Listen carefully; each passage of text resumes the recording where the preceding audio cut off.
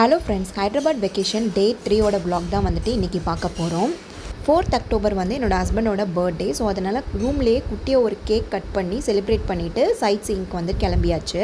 பர்த்டேனால் முன்னாடியே கோயிலுக்கு போகணும் அன்றைக்கி அப்படின்னு சொல்லிட்டு பிளான் பண்ணி வச்சுருந்தோம். ஸ்டாச்சு ஆஃப் ஈக்யூட்டி தான் வந்துட்டு போயிருந்தோம். இது வந்து ஹைதராபாத்லேருந்து 1 hour ஆகுது. ஆக்சுவலாக எங்களுக்கு இந்த ஸ்டாச்சு ஆஃப் ஈக்யூட்டி, அந்த ராமானஞ்சர் சிலை அது மட்டும்தாங்க தெரியும். இங்கே வந்து பார்த்ததுக்கப்புறம் தான் வந்துட்டு 108 திவ்ய தேசங்கள் வந்துட்டு இங்கே இருக்குது அப்படின்னு எங்களுக்கு தெரியும்.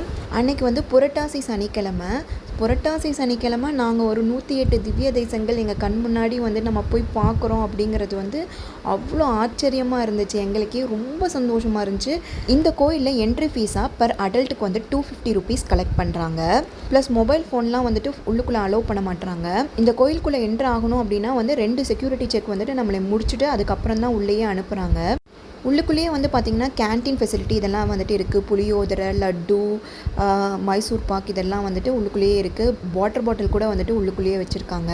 இந்த கோயில் பார்த்துட்டு நாங்கள் அடுத்து வந்து சில்கூட் விசா பாலாஜி டெம்பிள் தான் வந்துட்டு போயிருந்தோம்.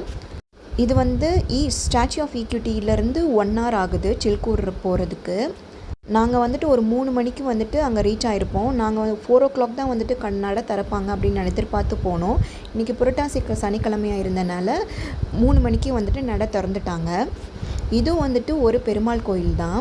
ஏன் இந்த கோயிலுக்கு விசா பாலாஜி டெம்பிள்னால், இங்கே வந்து விசா கிடைக்காதவங்கெல்லாம் வந்துட்டு இங்கே வந்து ப்ரே பண்ணிக்கிட்டால் விசா சீக்கிரம் கிடச்சிரும் அப்படின்னு சொல்லிட்டு சொல்லுவாங்க. அப்புறம் நம்ம ஏதாவது வேண்டுதல் இருந்தால் கூட 11 சுற்றி வந்து நம்ம வேண்டுதலை வேண்டிக்கிட்டால் இந்த வேண்டுதல் வந்து நிறைவேறும் அப்படின்னு வந்துட்டு சொல்லுவாங்க. வேண்டுதல் நிறைவேறினதுக்கு அப்புறமா இந்த கோயிலில் வந்து 108 தடவை வந்துட்டு சுற்றணும் அப்படின்னு சொல்லுவாங்க. நாங்களும் வந்துட்டு நல்லா சாமி கும்பிட்டு வெளியே வந்து பார்த்தா வந்துட்டு ஃபுல்லாக வந்துட்டு கடை வீதிங்க தான். இங்கே இல்லாத பொருட்களே இல்லை. நாங்களும் அப்படியே சும்மா வந்துட்டு ஒரு கிளான்ஸ் பார்த்துட்டு அப்படியே வந்து கிளம்பியாச்சு. இங்கே சாமி கும்பிட்டு பூரி ஜெகநாத் டெம்பிள் வந்துட்டு இங்கே வந்துட்டு இருக்குது அப்படின்னு சொன்னாங்க. இங்கேருந்து 1 hour ஆகும் அப்படின்னு சொன்னாங்க. பட் ஆனால் இங்கே முடிக்கிறதுக்கே எங்களுக்கு வந்துட்டு 4:30 கிட்ட ஆயிடுச்சு.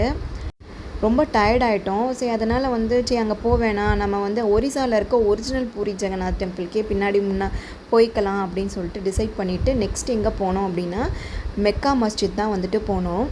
அங்கே போயிட்டு சும்மா வந்து வெளியே நின்று ஃபோட்டோ எடுத்துகிட்டு சார்மினாரை இன்னொரு தடவை பார்த்துட்டு அப்படியே கிளம்பியாச்சு.